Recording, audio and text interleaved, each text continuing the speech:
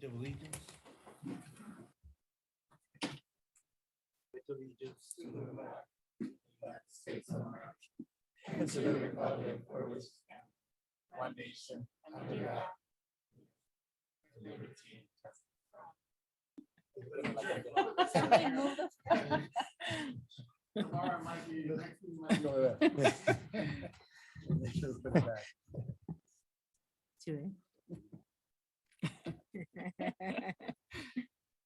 roll call. Mayor Gerardo Anaya, Present. Vice Mayor Jesus Roldán, Councilmember Luis Galindo, Present. Councilmember Miguel Villalpando,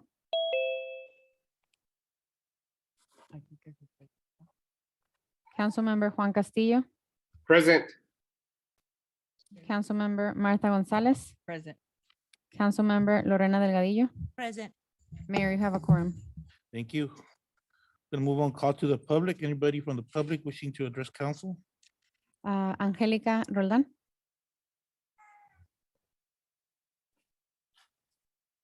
Good evening, Mayor and Council. I'm presenting tonight. I have Arizona at Work here, representing Norma Avila. I also have art instructor, Emmy Verdugo, and some of the participants that are working right now in collaboration for a mural project that we are doing and designing that will be placed at Council Avenue Park by the pond. So I just wanted to introduce you. They're gonna just talk a little bit about the project.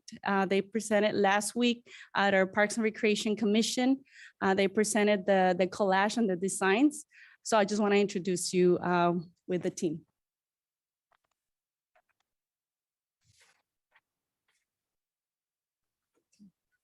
Muy buenas tardes a todos. Mi nombre es Emilia Verdugo, artista Emilia Verdugo. Voy a permitirles hablar en español, si me lo permiten. Good evening, Mayor, Council. My name is Evely Verdugo. I'm going to speak to you if you allow me. Estoy aquí porque soy nombrada como la instructora de mural para esta ciudad. Estoy en colaboración con Arizona at Work y la ciudad de Somerton. I'm working on a collaboration with the Arizona Works and the City of Somerton. I'm an instructional assistant for this program, and I'm in charge of it. Conmigo se encuentran representantes de Arizona at Work, Norma Ávila, y también los jóvenes que están colaborando conmigo para poder realizar este proyecto del mural. 3 representatives from Arizona Works are working and are here with me at the moment, and they are the ones in collaboration with me so we can work on the murals. Traemos aquí con nosotros algunos folletos o formatos de lo que sería la idea para realizar en el mural. La ubicación será en el Consul Park, a un lado de la biblioteca en esta ciudad. We brought a small presentation of the different pictures that we want to color our streets here in Somerton, and I'm going to be the one in charge of this project. Tenemos trabajando en este proyecto desde el 8 de junio, todo el día colaborando con los jóvenes, tratando de ver qué es lo que ocuparía la ciudad de Somerton para un mural.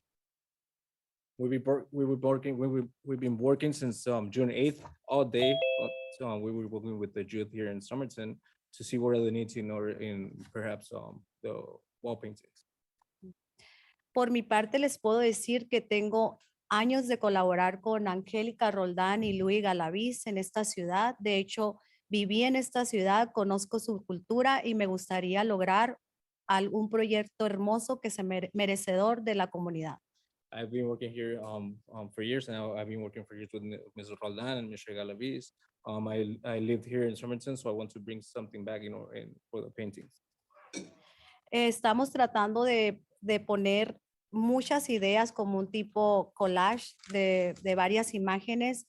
Queremos representar la ciudad de Somerton y su comunidad en este mural y más bien el parque, qué es lo que sucede en el parque Consul Park. Y para esto le voy a dar la oportunidad aquí a mis compañeros que están aquí conmigo. Los jóvenes van a explicarles un poquito de sus propias ideas, de lo que traemos para ustedes. I want to bring ideas of different pictures, something that could represent Somerton the youth, especially focusing on the parks, what happens at the parks. So right now I'm gonna give a little bit of space of one of my colleagues here to do a brief presentation.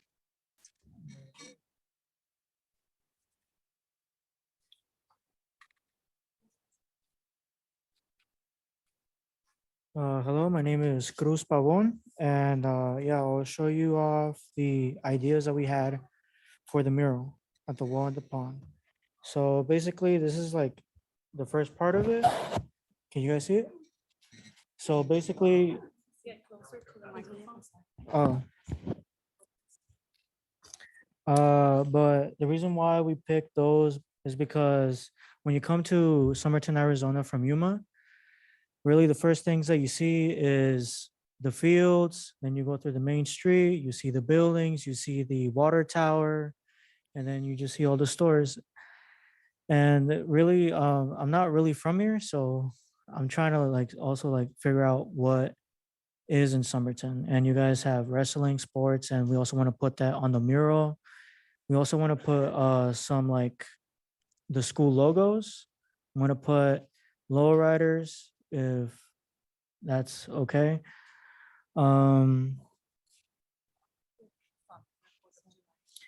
We want to put celebrations like the Tamale Festival, 4th of July, because we know those are pretty big here. You know, when it's Tamale Festival, it gets pretty filled in the park. We would like to put that. We want to put piñatas, cakes on the mural. So, you know, when you go to the park, it's probably going to be a birthday. And that's really all I have. Disculpen, voy a a tratar de explicar un poco más. Estamos tratando de poner muchas más imágenes de las que traemos aquí. I'm gonna do a little bit more of explaining.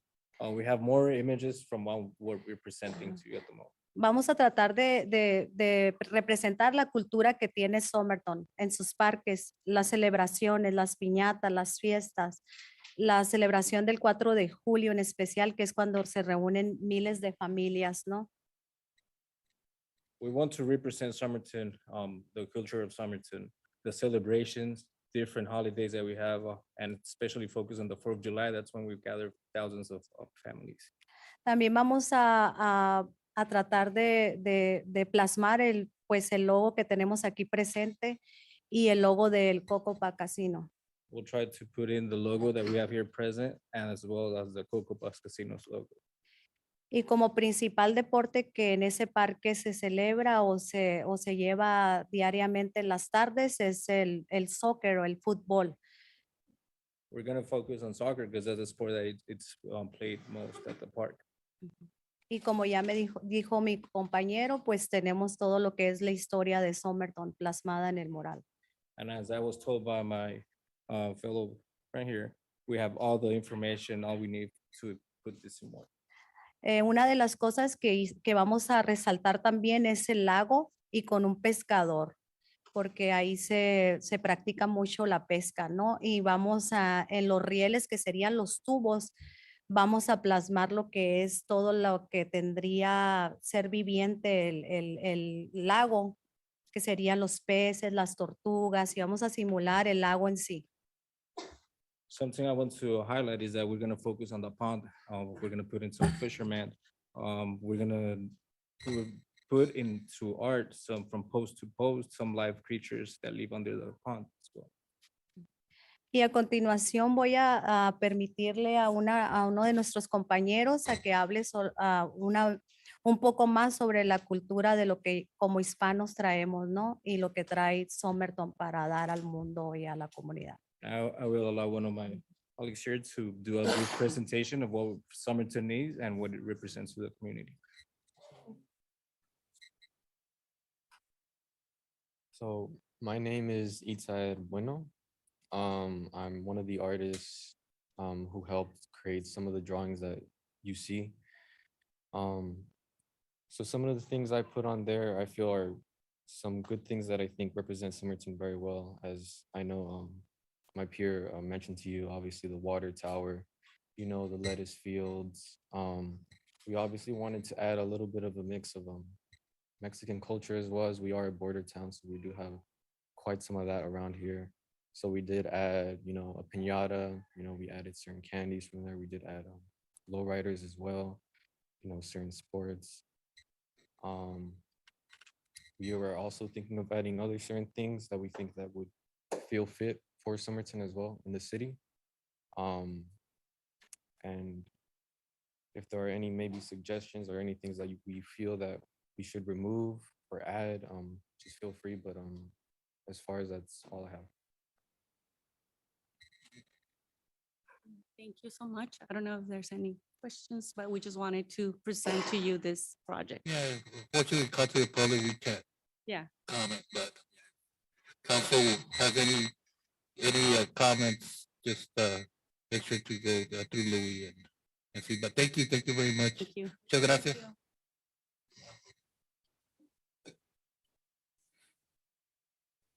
Anybody else from the public wishing to address council?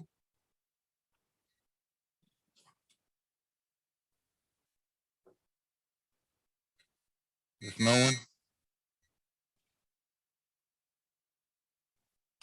Gonna move on to consent agenda. Work session minutes of April 4th, 2023.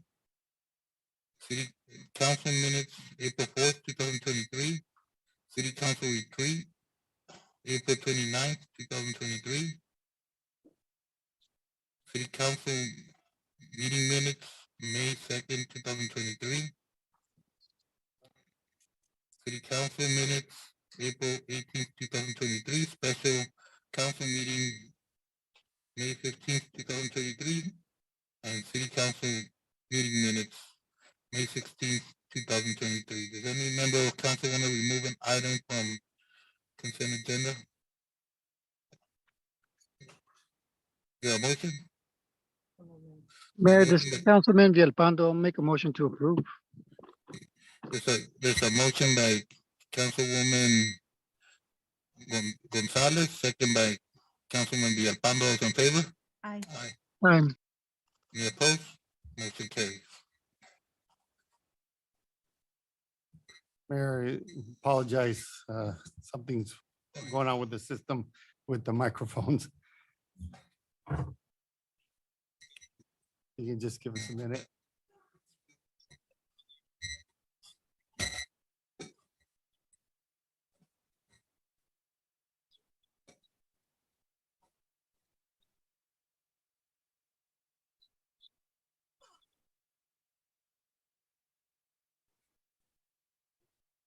We're gonna move on to presentations. Oath and swearing in ceremony for Police Officer Jacob Allen.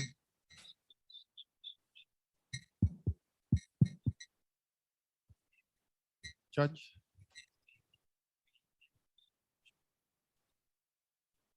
Would you like to use the microphone?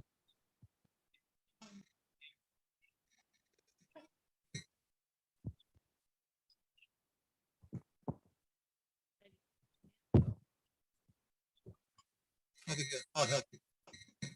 Yeah,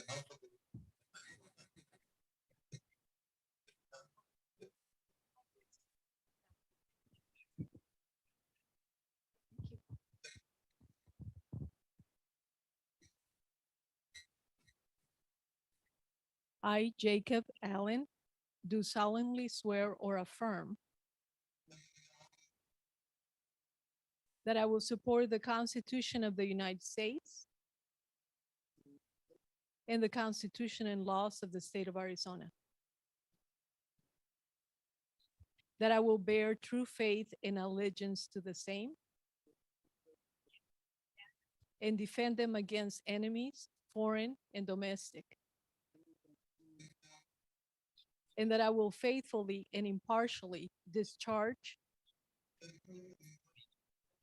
the duties of a code enforcement officer to the best of my abilities, so help me God.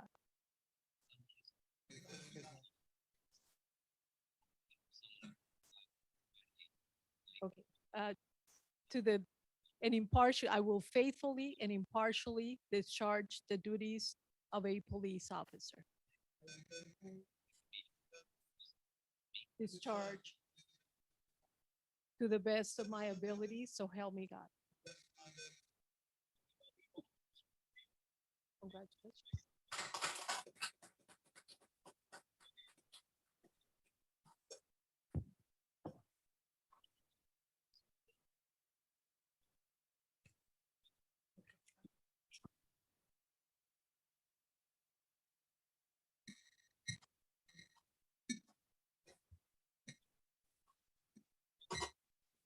Can you try your mic? Can you try your mic?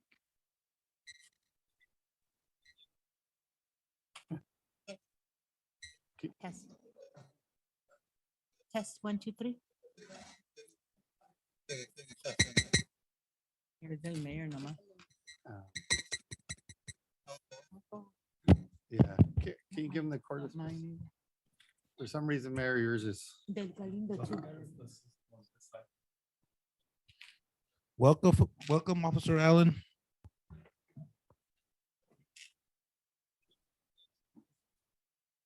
Thank you.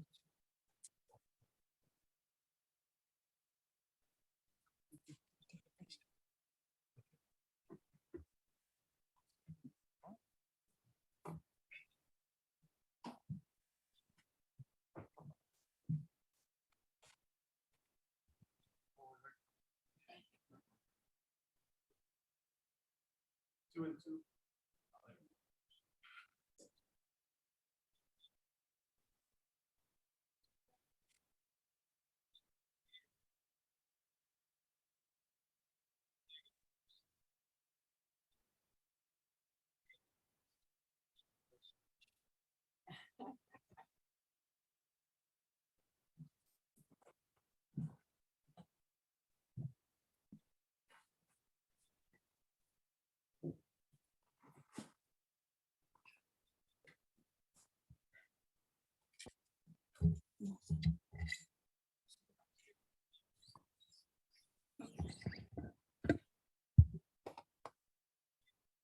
Okay, we have the second presentation from YCIPTA.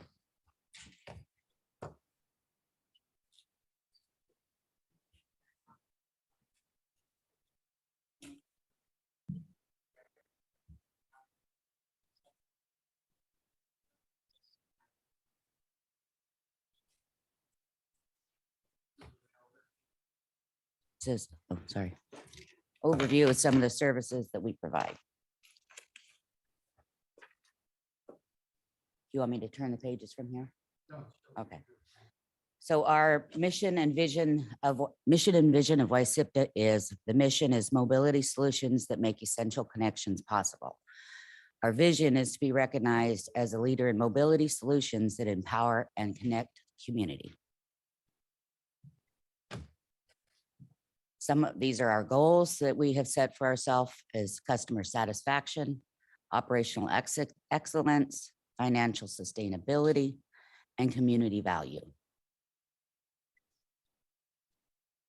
Some of the services that we provide: the YCAT fixed route. We have 8 routes serving the cities of Yuma, Somerton, San Luis, town of Welton, and unincorporated Yuma County areas. Additionally, areas served includes Winter Haven, El Centro, Cocopah, and Fort Yuma reservations. We operate Monday through Friday, 9:50 to 7:30, and Saturday service from 9:15 to 6:30. Most routes meet at downtown Yuma Transit Center, which is the Hotel del Sol project that the city of Yuma is working on. Other transfer points include San Luis, Somerton, El Centro, the colleges, Paradise Casino, and Cocopah. We do have a YCAT on-call demand response service as well. It provides service for people that have disabilities that are unable to ride the regular YCAT routes. And this service is within a 1/4 mile of the YCAT routes. We can go out that far. Go ahead. And I apologize for not putting the column headers on these two. This is an average UTA ridership by stop. UTA is the company that we have that installed automatic passenger counters on all our vehicles in the front and rear doors. So I picked the routes that are within Somerton, and you'll see the first column is totals per year from the period of June 1st to May 31st. And then the darker column is the average per day ridership at these stops. These are boardings and lightings, getting on and off the bus. Go ahead. This is our total throughout the system. The yellow 95, of course, is the highest ridership at 205,892. That's for the year. That's the main route that goes through City of Somerton. Our ridership right now is 346,000. Pre-COVID was about 425,000. So we're still a little under, but that is an industry standard. So this gives you kind of information about all of our routes, our types of fares, our special revenues to the Cocopah riders, Vista High School, et cetera. Our annual operating budget for fiscal year 23-24 is estimated, well, it's not estimated, it's actual now, 6,167,700. Of that, we need to have 2,639,000 in match money to be able to pull down the federal and state funds. Well, it's all federal, just some we get through ADOT, some we get through FTA. So this kind of a breakdown of where our local match comes from. Our local funding from entities match is 921,000, and then public entities is the AWC College. We get approximately 370,000 in fare revenues, miscellaneous revenues, tribal contributions from Quezon and Cocopah. And then we get Greyhound in-kind contributions that goes towards our rural funding. We're expecting for in-kind for lease for bus shelter right-of-ways, in-kind service for our board members, in-kind for advertising and shelters, which we are also working really hard to get advertising within all of our shelters in the system for cash. And Cocopah has done quite about 30 shelters so far. So that comprises of our match that we need every year. Go ahead. This is our annual entity dues and annual contributions. This kind of shows which each member pays, what their current amount of contributions are, and the 5% increase that we're asking for this year. It's a much, much smaller increase than the prior years asked. We went for many, many years without increasing the entity dues, but the costs are just, going so much higher that we have to request more money. So we're asking an additional $2,541 for this fiscal year. Excuse me. But, and any questions? Any questions or comments?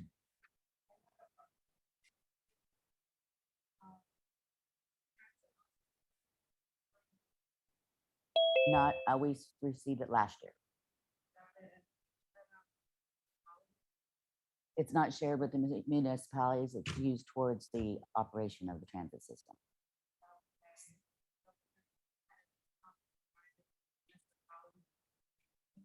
No.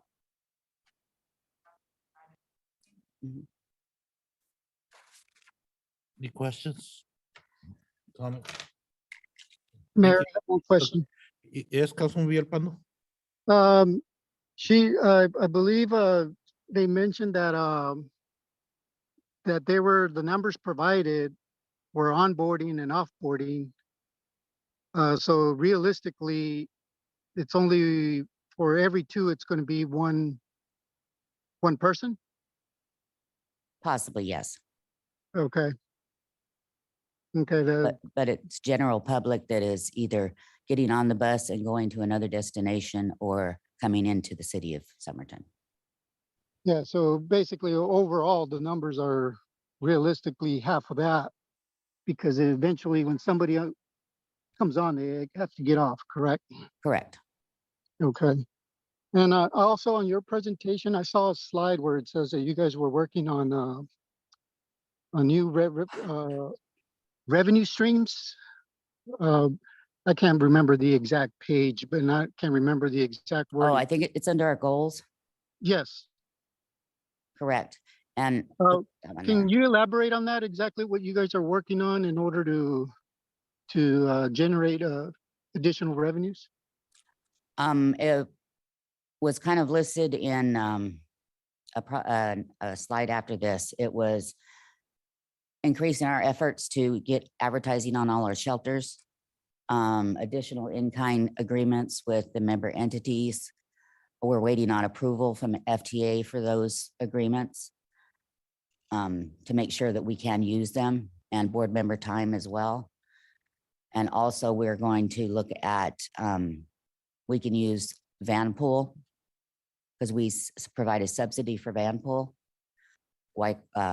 through Commute with Enterprise, and we can use a portion of that funding or that amount that they charge for in-kind services too. And also down the road, we need to look at a dedicated funding source such as a transportation tax. Okay, thank you. You're welcome. Other questions or comments? Thank you. Thank you. The third presentation related to billing and the Somerton Cocopah Fire Department ambulance services. Good evening, Mayor and council members. This presentation is a follow-up to a presentation that I did previously and some questions that were asked. This is a comparison with ambulance number 1 and ambulance number 2. The data that we collected is for the period of January 1st to the 31st of December of 2022. And in 2022, we received a total of 2,760 calls. Out of those 260 calls, 59.7% were medical related, and the other 40.3 were fire calls, meaning that it included fire, residential, commercial, public assist, anything non-medical related. Out of those EMS responders, there were 1,649 that were transported to Yuma Regional Medical Center. 23 patients were actually transported by other agencies, meaning that at one point, ambulance number 1 and ambulance number 2 were busy transporting to the hospital. So we had to call either the city of San Luis, rural metro, and sometimes even the city of Yuma Fire Department for mutual aid. 352 of those patients received services from us, but they refused transportation to the hospital. Okay, next slide, please. So the total revenue for 2022 was $760,000, and 55% of it was from ambulance number 1, and 45% was from ambulance number 2. The revenue from ambulance number 1 was $394,000, and the revenue from ambulance number 2 was $322,000. So pretty much they're kind of equal on the revenue part. Next slide, please. So the cost that the information that we're providing to you is from data provided to us by payroll. So at one point we started in our payroll, we're starting like a code when we were in ambulance number 2. So that's how we were able to get this data. So out of 2022, we had an average of per incident of $323.50. And then also with, that would be the next slide, so sorry. And then, hold on, I need to catch my.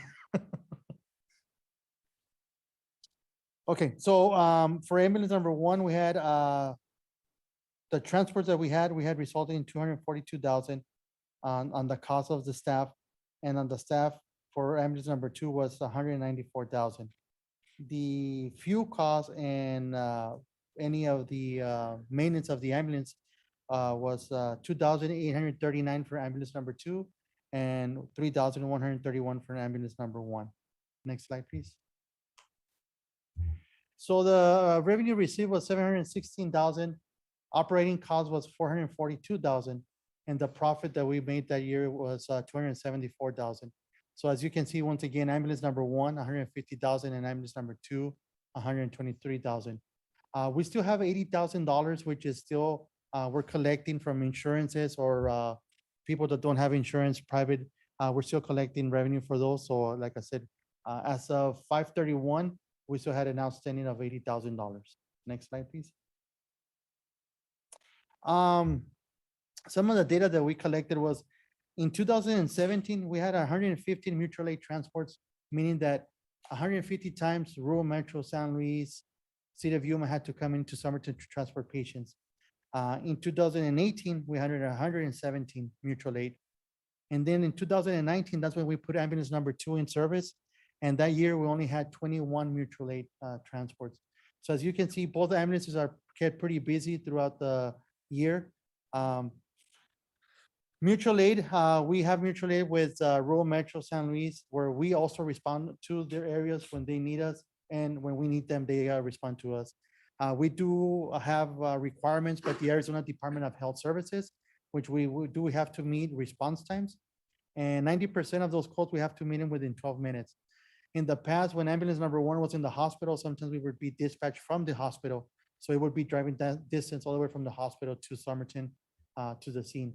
And like I said, now with ambulance number 2, ambulance number 1 is at the hospital, so we pitch out ambulance number 2.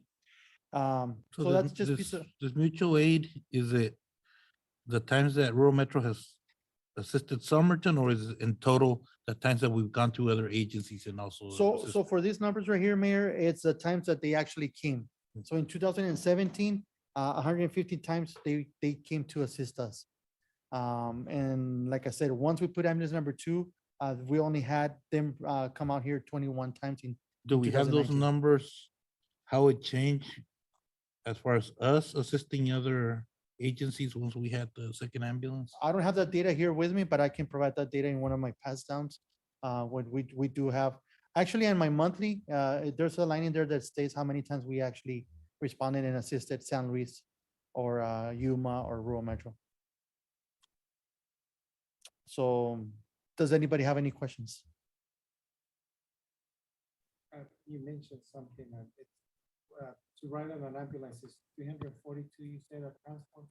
No. We We don't just use did an average of how much our personnel costs for that year, and we divided by the number of incidents.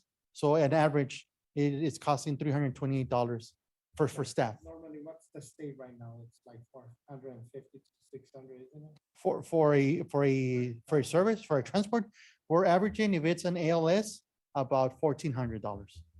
Mhm. And then if it's BLS, it's about $1,200. And when we do transport to access patients, non-emergency, they don't pay. We don't get reimbursed from access. Right now, we are getting reimbursed from access, but they paid a certain percentage. So out of the amount we billed, they paid a certain percentage, and then we cannot actually bill that to the patient. But we are getting, right now, we are getting reimbursed for most access and most Medicare patients. Any other questions or comments?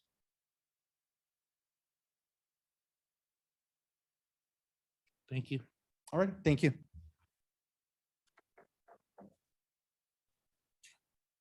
The fourth presentation is final report for audit for fiscal year 2022.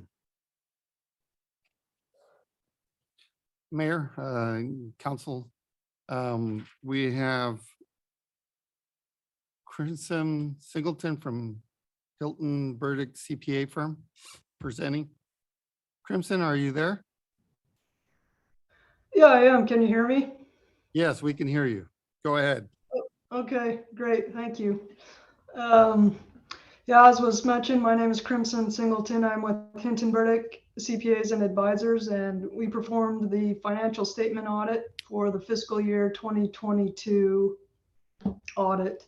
I had some PowerPoint slides. I don't know if any of you received those, or if I could share my screen, or if you just want me to talk about stuff. But Kristen, if you can go ahead and just present. We don't have that information. okay. All right. So yeah, that first report, if you scroll down a little bit, those are the financial statements, and so a lot of the information I'll be talking about will come from these statements. And before we get started, I just wanted to thank all of the city's staff that helped us complete the audit. Especially Carmen, she jumped in due to the vacancies in the CFO position, she was heavily involved. And then Rosa, right when she was hired, she kind of got thrown it under the gun to get us a lot of the information and get involved in the audit. And then all the other staff were great to work with. So we thank them for their help. The audit is usually due by the end of March. And as you can see, it's a little bit later in the year, and a lot of that's due to the vacancies in the CFO position, but it's the plan is to Keddington and Christensen, they are heavily involved in helping to get ready for the audit as well. And so they're planning on getting things ready for us a little bit earlier. And so we plan to get the audit wrapped up earlier next year. On this page 5 that you're at right here on the financial statements, it's kind of a high level review of a lot of the financial activity for the year. So if you read nothing else, this is a good kind of high level view to look at there on page 5, the management's discussion and analysis. And then up on page 1 is our independent auditors report. And this is where we issue our opinion on the financial statements. And our opinion there is an unmodified opinion, or in other words, a clean opinion, so that it's basically saying the financial statements are materially accurate. So, and then towards the end of this financial report, there's another report. It's on page 101. It's called the Report on Internal Controls over Financial Reporting on Compliance. And this is where we report any activity on the the internal controls. So if we find any significant deficiencies or material weaknesses, we report those there. And so there were a couple of items that we included in this letter this year. There's one for material weakness. It's the finding 2022-01 as referenced there. And this is in regards to the ambulance billings. And there was a significant deficiency. And this is in regards to the Cocopah billings. And more information on these findings are found on the findings and recommendations letter that was included in your packets. But I can give you a high level summary here. But if you want to read through the details later, you can. And if you have any questions, feel free to ask, or we can reach out and I can talk to you later. But the first one regarding the ambulance billings, the employee in charge of sending out the bills just kind of stopped doing her job, and the bills weren't sent out. And as a result, a lot of bills aren't probably not going to be collected because they were sent out so late. So that's a missed opportunity of revenue for the city. And then and I just want to mention the employee has been let go, and there's a new employee, and the city has taken steps to resolve that issue. And then the other one is the Cocopah billings. The city bills the Cocopah Indian Reservation for providing fire services on tribal areas, and a lot of those bills are sent out quarterly, and the tribe wasn't receiving their bills, and so they're threatening not to pay, but ultimately they are going to pay. But the city did offer a $100,000 discount just for those billings not being sent timely. So those are the 2 items to report there. And then if you go down to page 103, this is we're also required to issue a report regarding state compliance. And then there's one item there that we reported on, and this is also in that separately findings and recommendations letter, the more details of it. But each year the city is required to establish a funding policy for their PSPRS program, the pension, that's the public safety pension retirement system. And that funding policy needs to be adopted and posted on the city's website each year. And it didn't look like that had been done. So that's that. And I will mention there were 3 additional compliance findings in the fiscal year 21 audit, and those were cleared up. So we just wanted to recognize the city for clearing up some of those previously issued items for the findings. And then there's also another report included in your packets. It was the last examination report on compliance for the Treasury, Department of Treasury, Coronavirus, State and Local Fiscal Recovery Funds Program. And this is a report that basically we just have to go through and make sure that the money that you received for that coronavirus, state and local fiscal recovery funds, those were the federally issued funds, that they were spent in accordance with the requirements for that funding. And there were no findings there. The fundings that had been spent seemed to be for allowable purposes. And then also there's each year the city issues or submits an annual expenditure limitation report that goes through and makes sure that the city doesn't exceed their allowable expenditures, and the city follows the voter approved home rule expenditures, and you were below the limit there, so that was great. And then I had some graphs and things to go over in that presentation, so this might be some of this stuff might not be quite as easy to see without those slides, but I can walk you through it. So if you go to page 18 on that financial statement, if you could scroll up there. Yeah, right there. So a lot of the information will come from this. So if you scroll down just a little bit more, this will show the total fund balance as of the end of the year.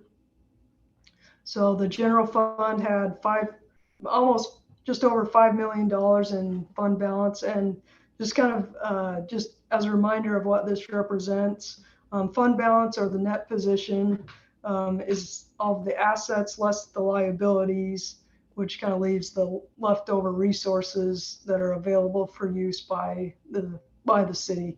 So the general fund had just over $5 million in resources at the end of fiscal year 22. And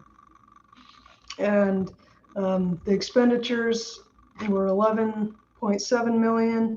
And a few of those departments, the mayor and council, administration, finance, animal control, and community development departments, were slightly over budget, but overall the expenditures for the entire fund were below budget by 3.99 million.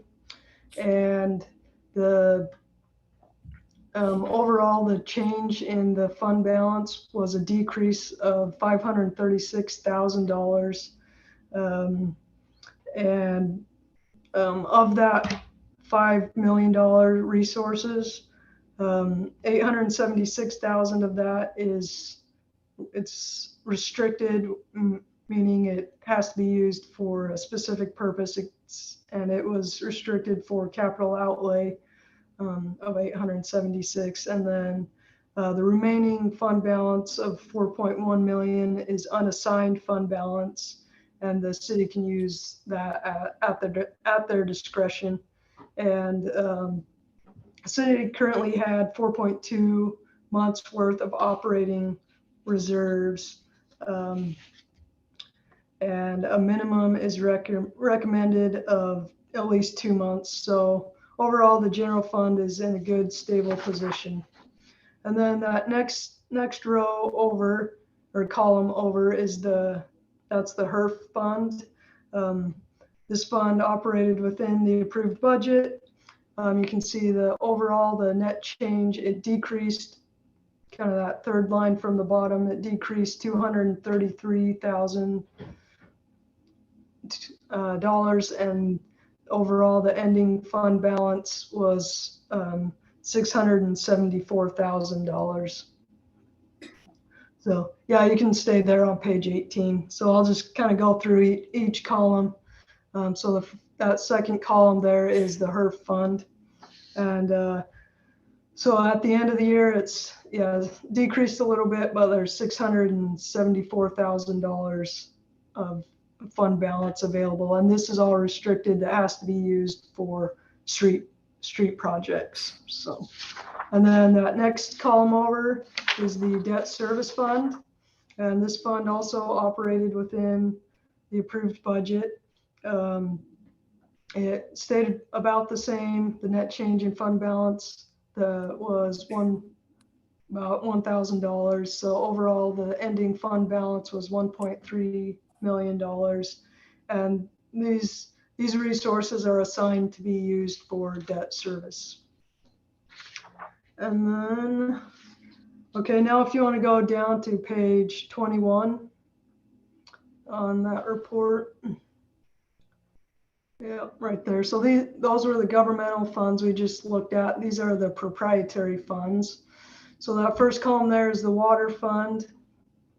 The total net position at the end of the year is $7.7 million.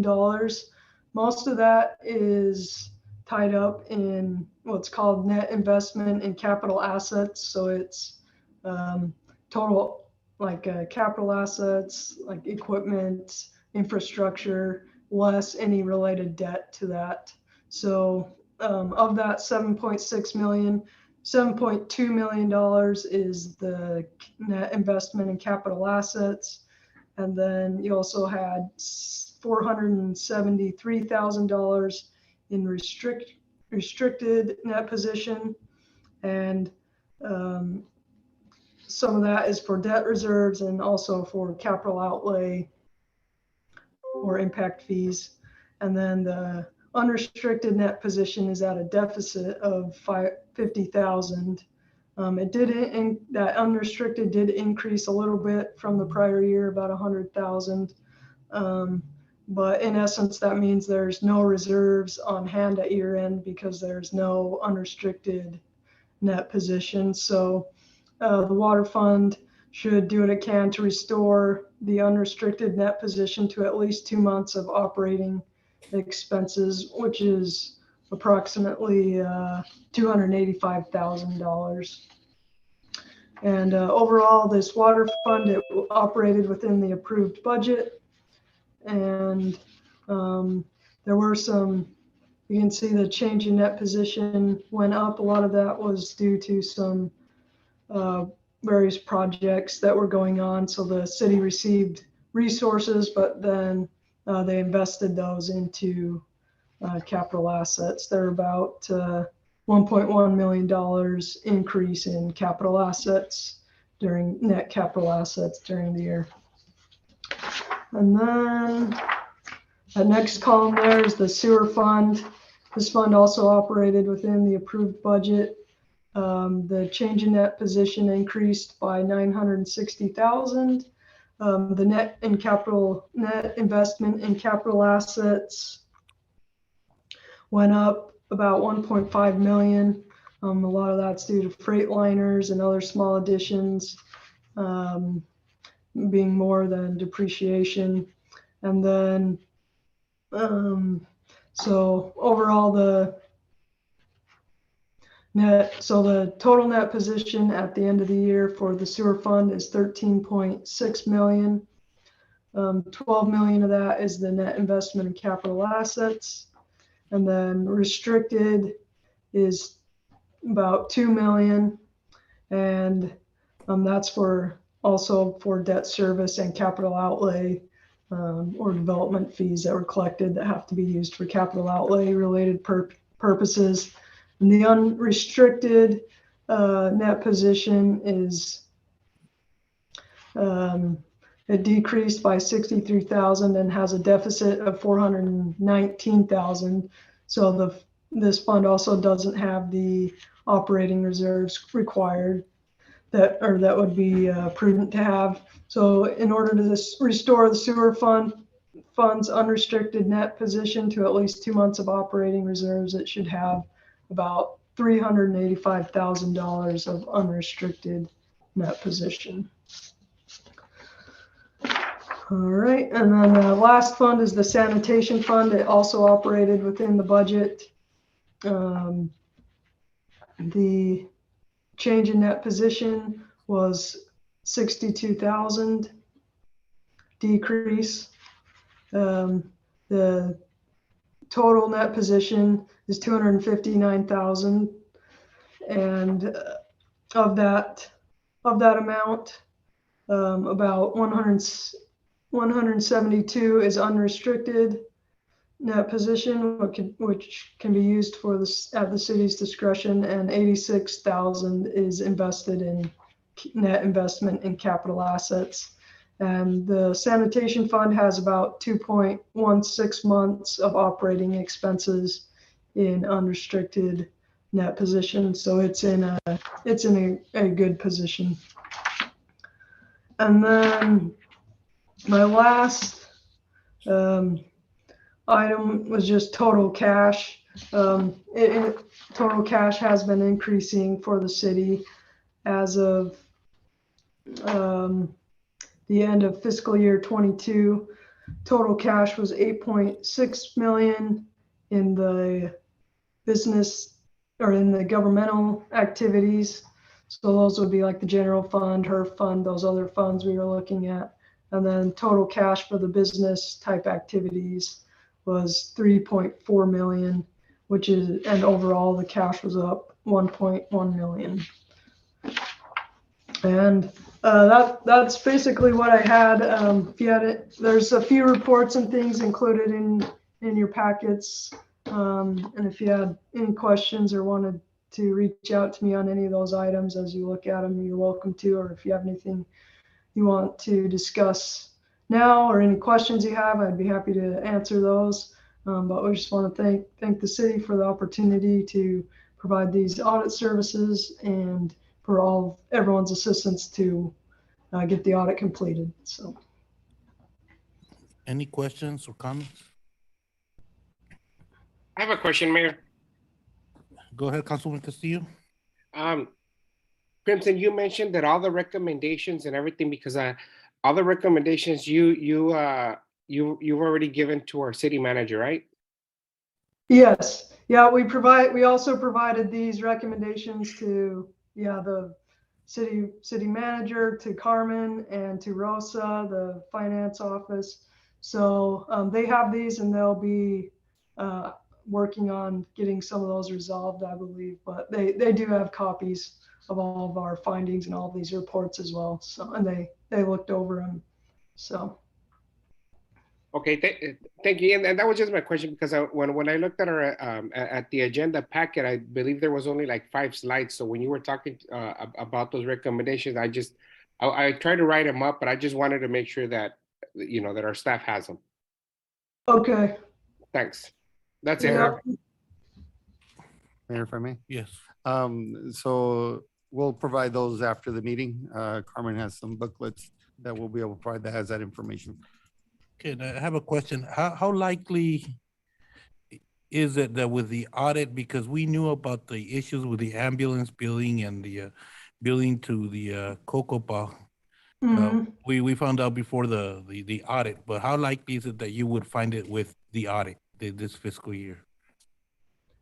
For the 23 fiscal year, the next year? If council wasn't aware, would you have, or city administration was not aware, would you have found that out through the audit, those issues? We did, through some of our revenue analysis, we noticed that the collections or the money coming in for those resources wasn't coming in. So it would have at least caused us to ask about, how come the revenue is decreasing? So they were big enough that I think they would have stood out. And they did kind of stand out as we were doing our analytics to ask about them. So. Thank you. Any other Yep. question? There's no more questions. Thank you.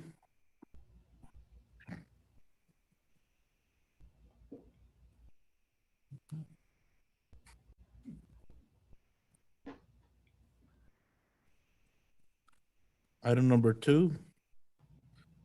Discussion and possible action to contract with Axon Enterprises.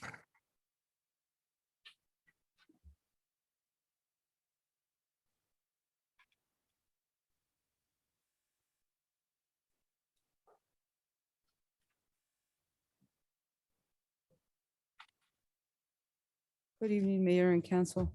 Araceli Juarez, Chief of Police. Here to ask of you to see if we can renew contract. This is a renewal for 26 tasers. It's a update from previous contracts that the city has held with Axon Enterprise. Since 2021, Somerton Police Department has had tasers. We were one of probably the first agencies in Yuma County to hold tasers, so we're proud of that. But before you, you might have some documentation showing that we are seeking to get an approval for the contract for 5 years for a total amount of $106,829.67 for the fiscal year of 24. This will be all funded through DEMA. Axon is a preferred and recommended provider of the taser and body cam technology for the police department. One of the things that is beneficial about the Axon that we currently have is that it connects automatically with our holsters and with our cameras that were approved in the last council meeting. The current tasers that we have at this time are at a warranty, and some of them are at the very end of their life, so some of the batteries and the screens are not working on them. We're hoping that we'll be able to replace the ones that we have for the new hires that are coming, for the current officers that we have, and that we might have at least 2 spare. That is all I have. I went ahead and, per city manager, collect another quote from another vendor, Proforce Law Enforcement, and they quoted us at the same amount of tasers with the indication that they would be purchasing the tasers that they're going to sell to us from Axon with an additional cost of $13,000 with the same package, very similar package, but no data that would be stored in the evidence.com file that we currently have.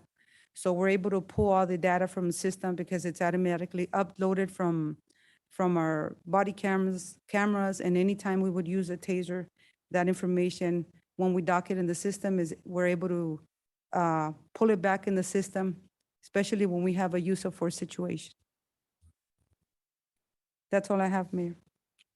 Any questions or comments?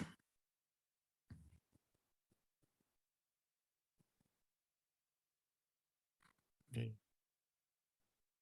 Is there a motion? Some motion by Councilwoman Delgadillo, second by Councilwoman Gonzalez. All those in favor? Aye. Any opposed? Motion carries. So now we're gonna go to item number 1. It was too many numbers, so I wanted to I skipped. Mayor, it. we It was we a wanted to make mistake. sure. Yeah, item number 1, discussion of possible action to adopt tentative budget for fiscal year 2024. Good evening, Mayor and Council. I'm excited that we're finally adopting the tentative budget for this year. Just a reminder that we still have time to adjust the budget. This is not a finalized version of the budget. It's just some tentative numbers. We can always decrease the amount of expenditures and revenues, but we can't go above these numbers that are being presented to you guys tonight.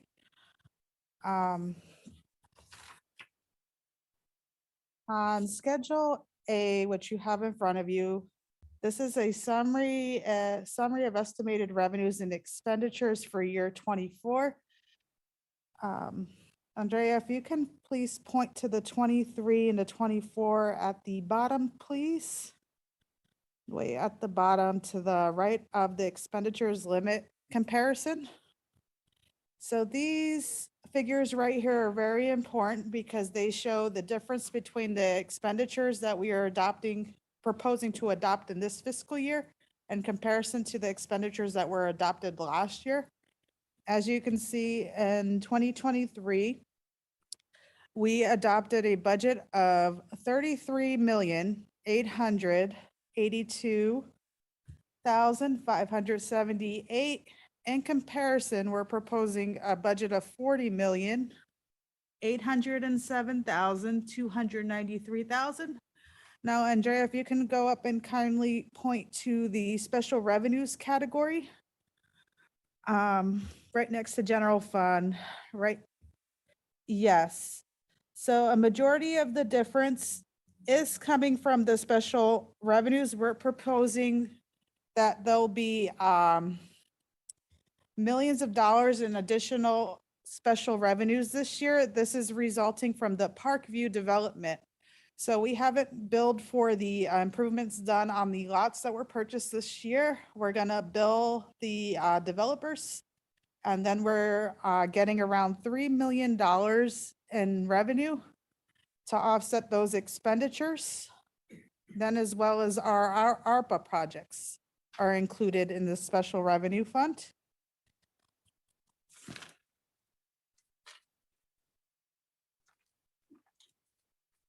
To give you an idea of other projects done with special revenue funds, there's a pavement preservation, rural roads project done in HERF, West Main Street Pathway solar lighting that'll take place. Resource officers for the high school and middle school, which involves an MOU where 75% of those expenditures for these officers are going to be reimbursed to us by the high school. Then we have some miscellaneous grants, 5310 grant, which is for the senior center bus that will be purchased. We have a Paracone Park grant. Then WACOG is another one that the senior center is dependent upon for their operations. Alrighty, moving on to Schedule B, please. Schedule B is kind of like a proposition we're proposing. This is what it would look like if we were actually increasing taxes.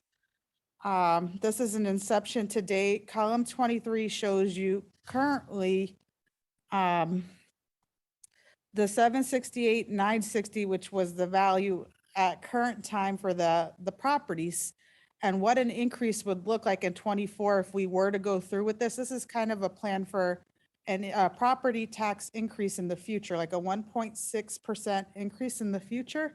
We wanted to be consistent with prior years. So we propose that in the upcoming years, there be a 1.6% increase in property tax.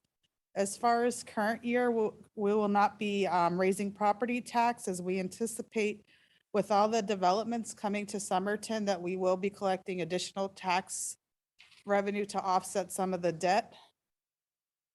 And we do not see the need to increase property tax at the moment. Any questions?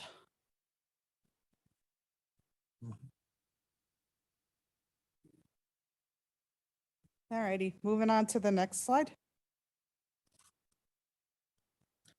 This slide was put together prior to us making the decision last mayor and council meeting in regards to the assessment district, which was a no increase in tax rate. As you can see, this one clearly shows an increase in tax rate only because it was done before the fact, but we will be taking your direction, mayor and council, and adjusting the schedule accordingly. If you could keep moving to the next slide, please, Andrea. So this slide right here are our revenues other than property tax. It's broken down by general fund, special revenues. Are we on, can you scroll for me, please? I want to see what schedule we're on. We're on Schedule C, correct? Okay. So on Schedule C, it gives you a breakdown of all the funds. Can you please go up to the top so I can discuss general fund, please? So the estimated revenue in 2023, we estimated about $9.9 million in revenue in general fund. This year, we're proposing $14.3 million in revenue. That's your last column over to the right. Now, what really stands out is this miscellaneous revenue, and that is because we're receiving a tax credit from the IRS for the QEBC grant. It's a 2011 bond series that we have, and that's in the amount of $980,000.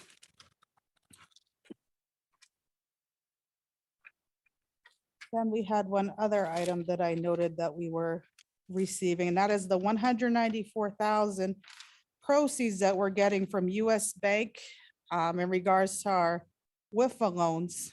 And this can be used for any vendor payments or to be applied towards any debt. And this is marked as miscellaneous revenue on this schedule here. On that first column, is that what was Sure. estimated as a revenue? And then the second column, is that the actual? First column, and Jerry, can you scroll up for me, please, a little bit? Okay, so yeah, it was This- estimated and then, Section C? yeah, so it was about $900,000 more in sales tax that was initially estimated.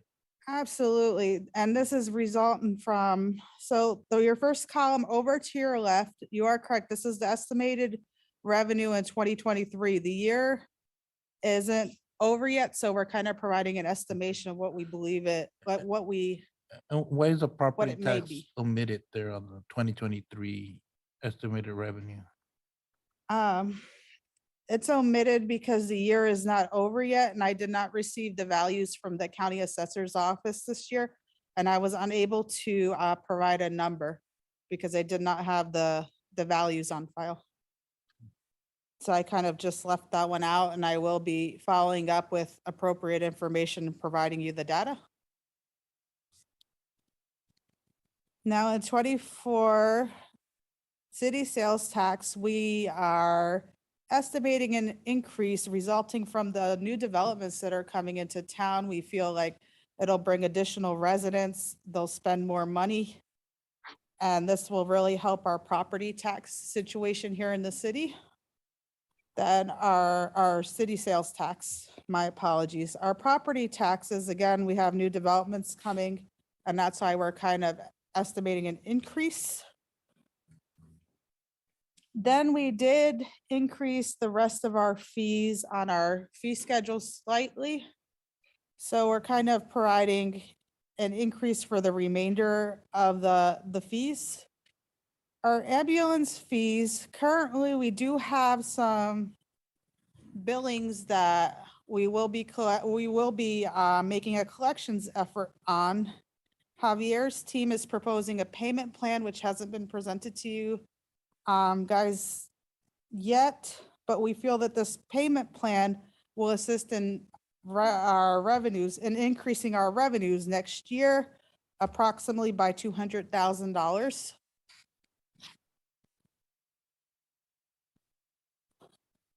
Alrighty, then I discussed the miscellaneous revenues.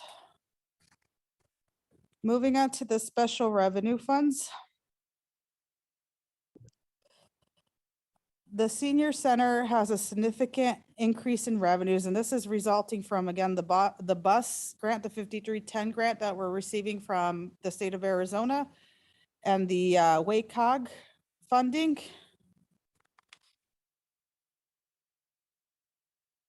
Any other questions on this slide? Oh, I do need to discuss the police department because they are receiving a lot of state funding from DEMA and Arizona Office of Highway Safety.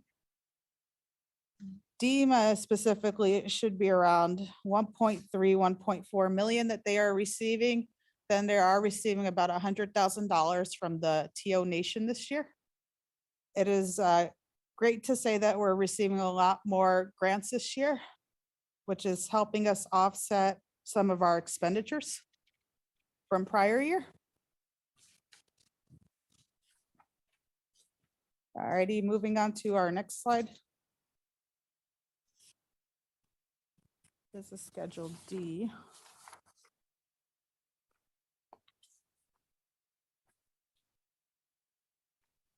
Alrighty, Schedule D kind of discuss our sources. So our financing, the $500,000, if you'd mind putting the mouse on the $500,000 for me, please. I think we're in the wrong slide, Andrea. Did we skip D? C, or is it a double C? Oh, so it's double C, okay. Alrighty, the next slide is a discussion of our enterprise funds. These are our water, sewer, sanitation. Now, we are increasing rates by approximately $2 in water, wastewater, sanitation, and sewer. So if you focus your attention kind of towards the bottom where it's the total of enterprise funds, we're going from 6.8 million. And we're projecting a little bit of an increase only because we hadn't met that goal in prior year of the 6.8 million. We're only at 5.1 million with 1 month remaining. So we only chose to increase it approximately 300,000 because we don't feel that we'll meet the previous year's goal of that estimated revenue. Alrighty. Moving on to the next slide, please. This slide right here speaks about the different sources of funding needed to offset different debts that we have in different funds. So as of right now, we're needing to transfer out $1.3 million from general fund to pay off debt in our debt service funds. This is specifically our vehicles and other loans such as the Somerton 2.3 loan that was taken out for streets, City Hall refunding, a refused truck for sanitation. Then HERF as well. We're needing $500,000 to offset some of the expenditures that are being proposed in the HERF fund. Now in the HERF fund, there's a pavement preservation project proposed for next year, West Main Street pathway solar lights. And these are a couple of the projects that are kind of causing us to go over at the moment and have to offset those additional expenditures with general fund. Now moving on to the debt fund, we're transferring some expenditures out at the top, out to general fund. Now we're transferring money into the debt service fund of $1.5 million. The reason we're transferring money out is that some departments pay for their vehicles using their fund balance. It's not directly charged to the debt service fund, and that's kind of how we account for the different expenditures. Capital projects funds, we need an additional $200,000 to be transferred in. This is resulting from the Paracone grant. We need $200,000 as a grant match. And that's the reason why we're needing $200,000 from general fund to be transferred in. Andrea, can we move on to the next schedule, please? Schedule D. This is the expenditures. It's just a breakdown by the different types of fund that we're proposing in 24 and then 23 in comparison to 23.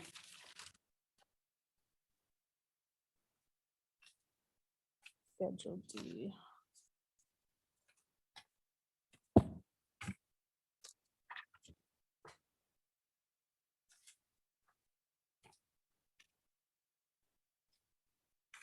My apologies while I get my notes together. I want to make sure that I deliver the important, accurate information to you.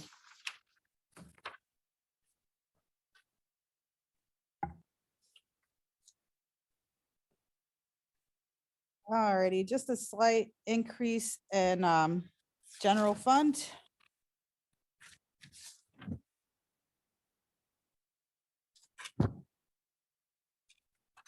slight increase in general fund. This is resulting from the compression adjustments, the 3% COLA, and then some other adjustments that were proposed specifically in PD and fire that I discussed at the last mayor and council session, the previous mayor and council session. For our special revenue funds, you'll notice the biggest amount of changes that happens to be in our ARPA. We're proposing to spend $4.7 million in our ARPA fund.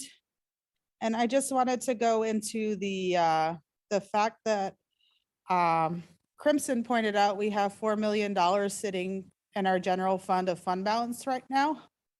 The $4.7 million roughly is that fund balance. We just hadn't used it. We received the funds in advance. And we're going to be using that this year to offset these ARPA expenditures. Then we have our Parkview Commerce miscellaneous project funds, where those are our police officers for the middle school, our DEMA grants, equipment for the fire department, our public safety special projects, license plate readers, tasers, trailers.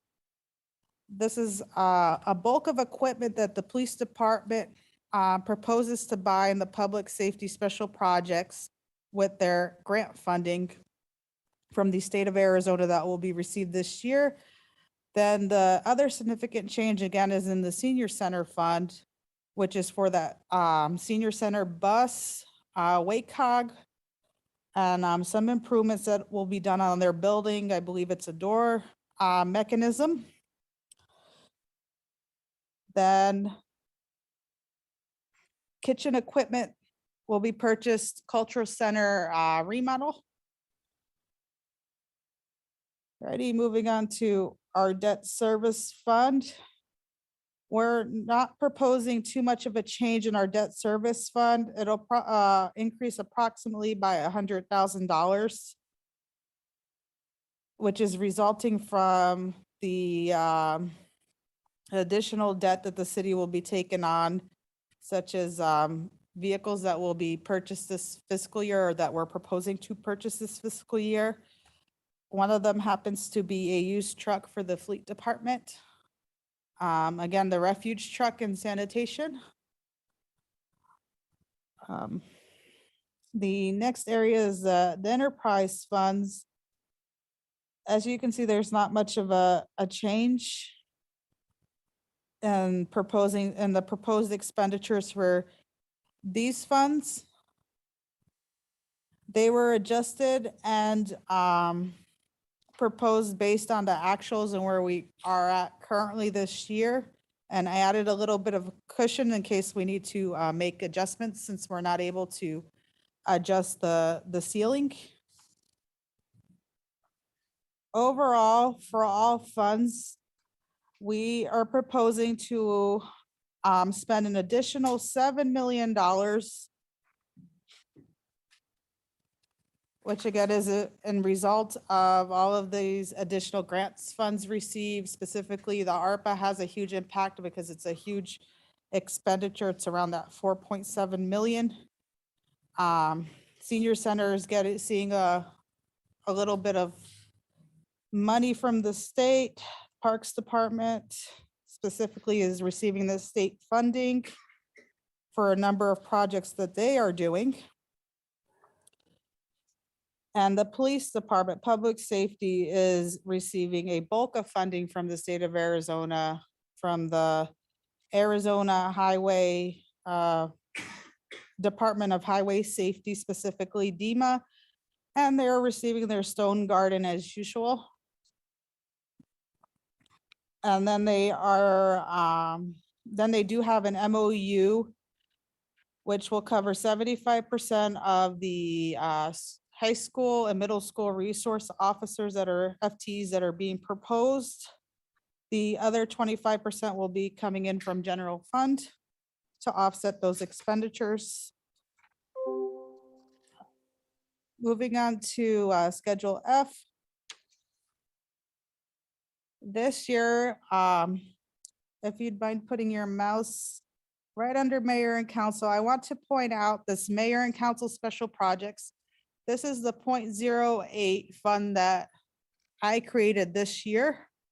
And I created that specifically so that we can track 0.08 projects such as the welcome signs that were proposed in the last council meeting. And other projects that mayor and council may want to allocate towards that 0.08 fund.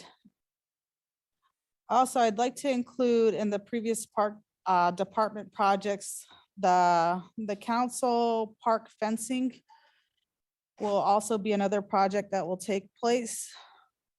I believe I missed that one. So moving on to admin. And Was it the council park fencing or the Yes. Centennial Park? Centennial Park, yes. Thank you very much. The admin general fund, we adopted 687 in prior years. We actually spent 600,000. We're projecting a little bit of a decrease in 24. The reason being is that we're reallocating some expenses. We're kind of evaluating which expenses actually were coded correctly to this fund and which were coded to the incorrect fund. And we're kind of just realigning things. That's why you notice a slight decrease in the amount of funding that we will allocate towards admin next year. General government, we are budgeting to spend less than prior years in certain areas. The reason being is because the priorities have shifted and some projects were completed in prior years. And some projects haven't been completed in this year. Specifically, I'd like to point out the contingency bucket and the general government. This is $500,000 set aside for mayor and council projects that will take place in FY24. City clerk, again, you'll notice a decrease, and that's partially because we're realigning priorities. We want to make sure items are expensed to the correct funds, and we're trying to correct that audit finding that we had received in prior years. Any questions? Any questions or comments? I have a question, Mayor. Councilman Castillo? So my question is, with everything that you're presenting to us, and I kind of heard that you said that we removed 1.3 million from our general fund to go to other expenditures. Is all of this sustainable in, for the future? What are your thoughts on that? Absolutely, Council Member Castillo, that is our number one priority. When we are building a budget, we make sure it's sustainable, or we'll look at different avenues and kind of have a plan where we do the projects in phases so that it won't be a huge expenditure to the city all at once. I review these items with Louis and Carmen, and we discuss different alternatives. And we kind of devise a plan on how to go about, spending within our means is my terminology, the way I'd like to put it, because it would not be great to overspend, especially in these economic conditions. We want to make sure that we are able to sustain debt and take control of the debt ceiling. I hope that answers your question. Yeah, and also just right now, also like right now as a city, we're not operating in the red, right? In a deficit. I mean. Oh, absolutely not. As you heard Crimson mention earlier, there are certain funds that contain fund balance, which is great. And then there are certain enterprise funds that are suffering, such as sewer was one that she had mentioned. And water and sanitation, our enterprise funds aren't doing too well. And this is resulting from the debt And because there was a lag in increasing rates, we kind of fell behind because rates weren't increased, water rates weren't increased every year to kind of keep up with the rising debt and the economic conditions. So as a result, we fell behind. Right. And are we on task to be out of debt in those areas by like 2025, 2026? Because I when we voted to increase the rates, I believe that was mentioned to us that by, I believe, year 2025 or 26, we'd be operating on the positive side. Is that still accurate? After your findings? Most of our vehicles are on a 5-year payment plan, and some of them we've acquired in recent years. In my professional opinion, it's not accurate, and we will need to make some adjustments going forward. Okay. If I may, Mayor? Yes, go ahead, Louis. So, like Rosa mentioned earlier, we have the increases that have been put in place. So this next year, we're going to evaluate how those are impacting the revenues.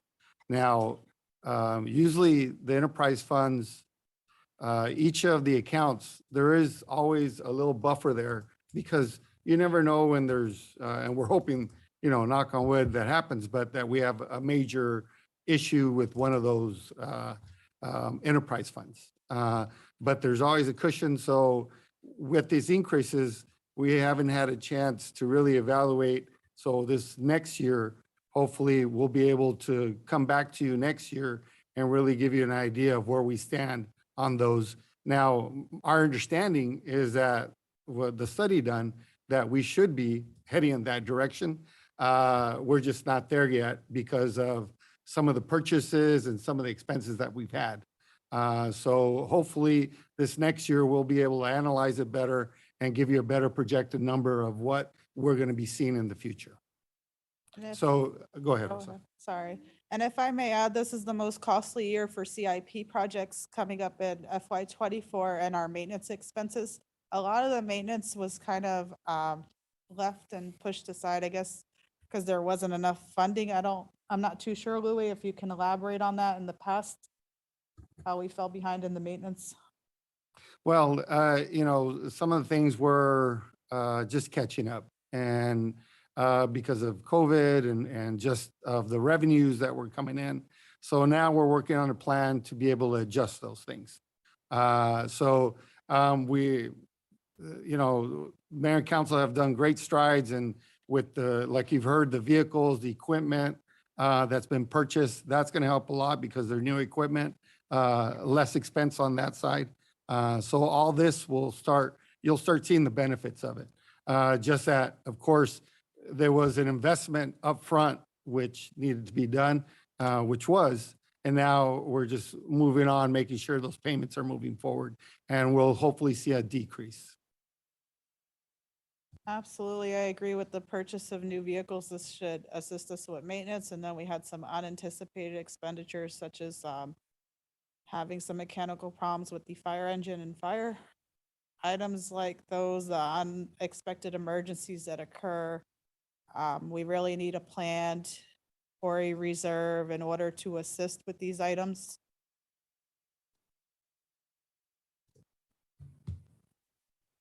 Any other comments or questions? No, go ahead. Go ahead. You done? Or- Yes, all done. Okay. What's the proposed cost of living increase for? It's a 3% COLA. Okay. You mentioned something about property tax. Last year, we did raise our property taxes. Absolutely. It was that 1.6%. If you could scroll up to the previous property tax slide, it's Schedule B, Andrea. Keep going. This is our assessment districts. Schedule B, a little bit higher. This 1.6 number 5 was the rate that was proposed last year. And you said this year we're not proposing because a new. Yes. Do we normally do that, or do we always raise it or not? Every year have we raised that? There have been certain years I think only where, one year we did it, but most Sorry. of since I've been here, we've always I don't know done why an adjustment. that has to, because new properties, who knows if those properties is gonna be built this year? So why are we? I think we should, in my opinion, I think we should raise the property. Mayor and council, one of the things that we ran into this year, that's why we're gonna have to look at for next year, is that this would have been back in February, moving through this process. We did not receive that information and we're able to do that. So this year, we think that next year there'll be increase because the property taxes will have more. But we'll definitely go, we won't be able to because of time restraints and what was needed by the county on reporting. So we will have to wait till the following year. Yeah, those funds from the property tax have been used to pay the GATA loan. And I think for the last 2 years, we've been slightly above, but still since '08, when that was passed, we're still behind. So that's why the increase, and I think we were up, what was it, 10 to 20,000 Yes. over what we're paying, the debt service for that. Right. So, yeah, so technically, yeah, we're still paying. We subsidized for so many years, but now the last 2 fiscal years we've been slightly over. So that would have been a good discussion to have if we would have. Yeah, known because of time and communication, that was something that we weren't able to do this year. But again, that's something we'll be bringing up to council next year at an earlier time. Any other questions or comments? Thank you. alrighty, thank you.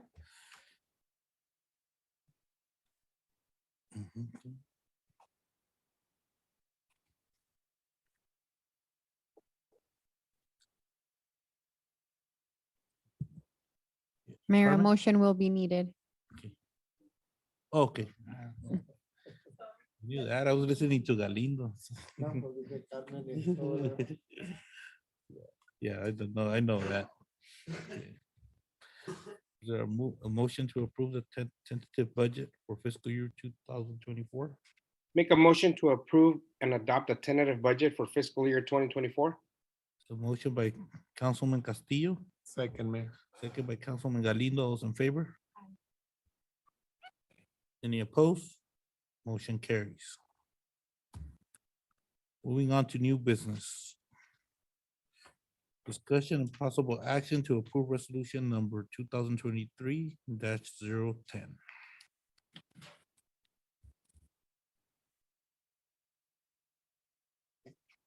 Good evening, Mayor, council members, Yolanda Galindo, CDBG consultant. In front of you, you have the resolution for leverage funds to be forwarded to the Arizona Department of Housing for leverage funds that we use as part of phase 1 of the Somerton Heights project. We did receive a letter from ADOH on the SSP application, which is the competitive grant. And so therefore they're requesting a resolution approved and adopted by you. Any questions or comments? Is there a motion? So moved, Mayor. So motion by Councilman Galindo.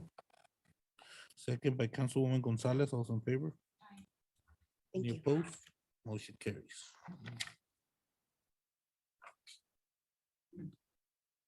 Item number 2, discussion of possible action to approve resolution number 2023-011.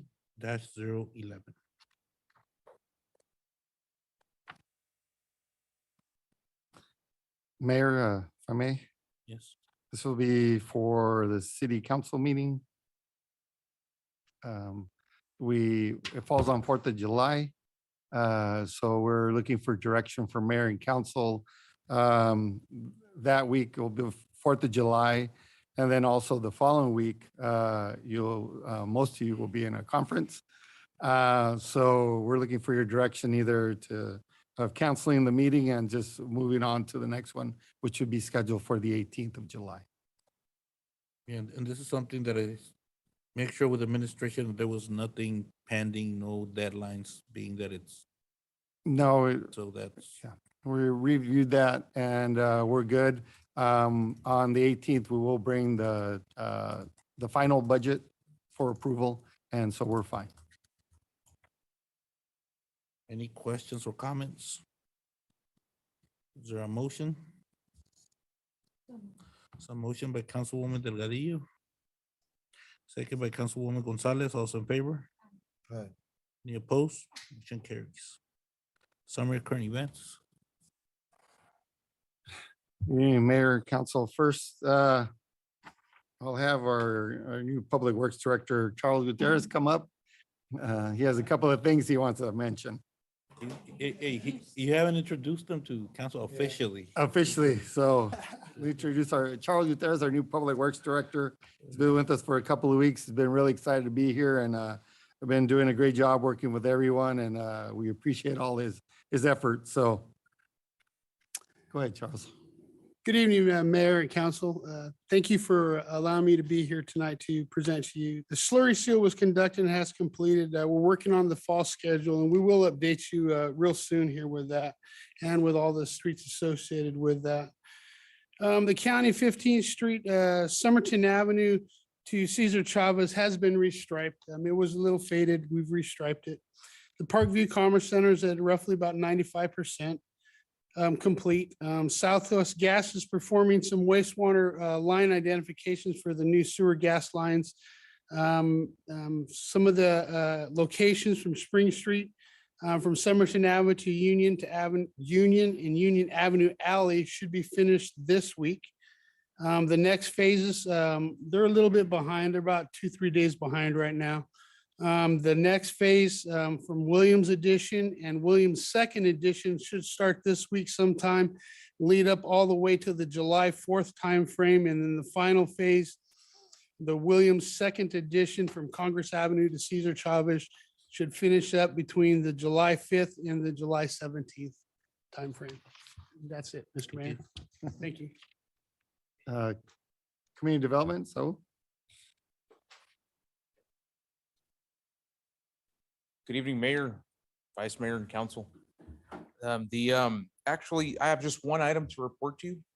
It's regarding the name change for the Parkview Avenue and Tumbaga Loop. So tomorrow we have our neighborhood meeting neighborhood meeting for the project. And we haven't received much feedback, and the little feedback that we have received has been positive in support of the name change. So tomorrow we'll know more or less what the neighborhood is thinking on the name change. And that is scheduled to go before planning and zoning on the 17th of July. And that is all I have. Chief Juarez.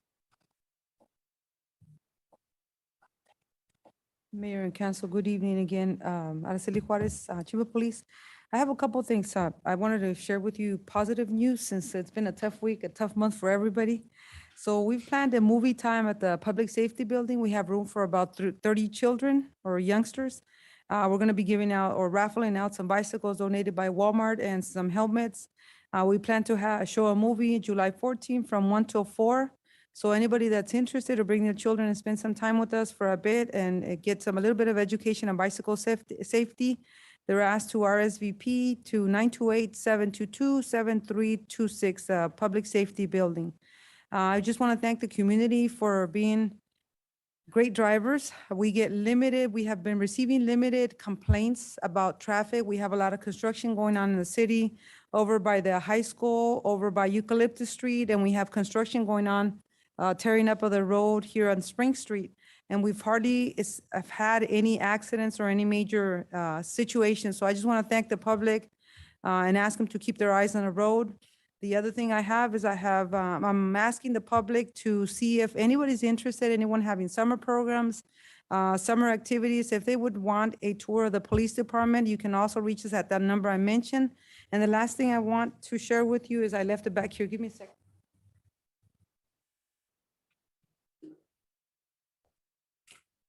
So the police department, in conjunction with our IT, Lourdes Pullen, have put together a grant and we were approved for it. It's a small grant through YRCS or Yuma Regional Communications. It's saving the city about $24,000. through funding from the Arizona Department of Homeland Security. What they did is they put together a state of cyber readiness program. So we're able to put all our computers from the police department and the fire department together in a bundle to be able to protect them from any cyber hacking, cyber, anything that it's going to protect their system. This includes our dispatchers, our police computers are in our cars.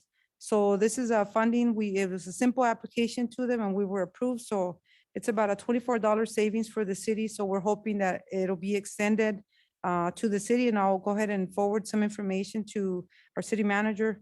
Hopefully the city can apply and continue to save additional monies on that too. Thank you. And Mayor and Council, I just have a couple of things. Still working on the golf course project, looking at some options there. Hopefully be meeting with the tribal council tomorrow for some ideas. And then we hope to see everybody on Friday for the ribbon cutting with the House on State. So we're gonna have a lot of people attending, so hope you can be there. Thank you. That's all, Mayor. Councilman Villalpando. Councilman Castillo. I have nothing, Mayor. Thank you. Councilwoman Gonzalez. Councilwoman Delgadillo. Councilman David. I have nothing, just inviting the community to go to the 4th of July celebration and thanking staff for all their hard work. Thank you. We have one item in executive session is